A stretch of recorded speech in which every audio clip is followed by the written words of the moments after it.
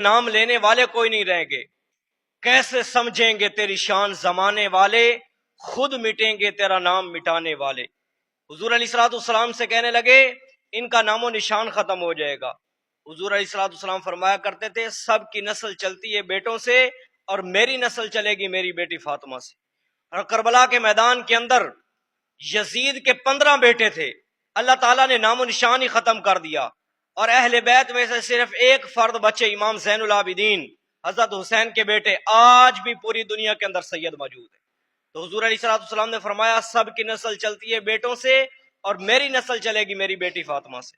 انا اعطیناک الکوثر، اللہ تعالیٰ فرما رہے ہیں کہ میرے محبوب ہم نے آپ کو حوض کوثر عطا کیا ہے۔ حوض کوثر کیا ہے؟ حضور علیہ الصلوۃ والسلام کو قیامت والے دن میدان حشر کے اندر حضور علیہ الصلوۃ والسلام کو ایک حوض دیا جائے گا۔ حضور فرمایا کرتے تھے جو میرے حوض سے پانی پی لے گا اسے جنت تک جانے تک پیاس نہیں لگے گی، ایسا وہ حوض ہے۔ اور اس وقت آج یہ گرمی کا موسم چل رہا ہے، ہر بندہ بار بار پانی کی تمنا کرتا ہے کہ مجھے بار بار پانی ملے، ٹھنڈا ہو۔ اور اس وقت جب سورج بھی قریب ہوگا، اس وقت جب گرمی ہوگی، اور حضور فرمایا کرتے تھے لوگ اپنے پسینے کے اندر ڈوب رہے ہوں گے، اس قدر گرمی ہوگی۔ تو اس وقت حضور فرما رہے ہیں جو میرے حوض سے ایک مرتبہ پانی پی لے گا جنت تک جانے تک اسے پیاس نہیں لگے گی، ایسا وہ حوض ہے۔ انا اعطیناک الکوثر، اے میرے محبوب ہم نے آپ کو حوض کوثر عطا کیا ہے۔ اور حضور علیہ الصلوۃ والسلام فرمایا کرتے تھے جو لوگ دائیں طرف سے آئیں گے جنت والے، ان کو پیالہ پیش کریں گے حضرت ابو بکر، جو بائیں طرف سے آئیں گے ان کو پیالہ پیش کریں گے حضرت عمر۔ اور حضور فرمایا کرتے تھے جب میرا عثمان آئے گا، حضرت عثمان غنی رضی اللہ تعالیٰ عنہ کو 40 دن پیاسا رکھ کے شہید کیا گیا، 40 دن پیاسا رکھ کے، اور وہی کنواں جو انہوں نے خرید کر مسلمانوں کے لیے وقف کیا تھا، اسی کنویں سے حضرت عثمان غنی کو پانی نہیں دیا جا رہا۔ حضور فرمایا کرتے تھے جو دائیں طرف سے آئیں گے پیالہ ابو بکر پیش کرے گا، جو بائیں طرف سے آئیں گے پیالہ عمر پیش کرے گا، اور جب میرا عثمان آئے گا میں ابو بکر سے بھی کہوں گا پیچھے ہٹ جاؤ، عمر سے بھی کہوں گا ادھر ہو جاؤ، میں خود اپنے ہاتھوں سے حضرت عثمان غنی کو حوض کا پانی پلاؤں۔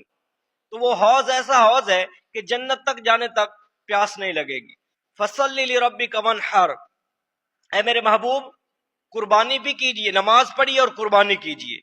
حضور علیہ الصلوۃ والسلام نماز کی آپ کی یہ حالت تھی کہ جو جماعت کی نماز ہوتی تو وہ تو حضور مختصر پڑھا کرتے تھے۔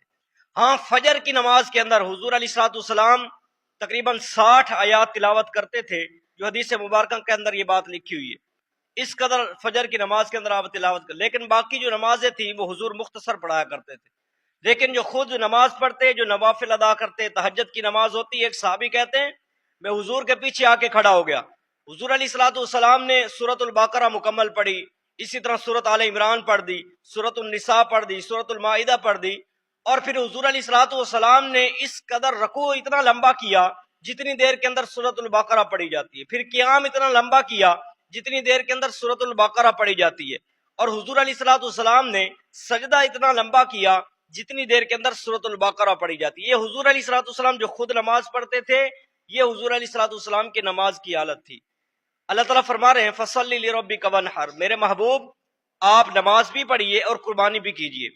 قربانی حضور علیہ الصلوۃ والسلام ہر سال ایک دمبا اپنی طرف سے کرتے تھے، اپنے گھر والوں کی طرف سے کرتے تھے، اور ایک دمبا اور ذبح کرتے تھے، اور فرمایا کرتے تھے یہ دمبا ایک جو میں نے ذبح کیا ہے یہ میری طرف سے اور میرے گھر والوں کی طرف سے ہے، اور یہ جو میں نے ذبح کیا ہے یہ میری امت کے جو غریب لوگ جو قربانی نہیں کر سکتے یہ میں نے ان کی طرف سے ذبح کیا ہے۔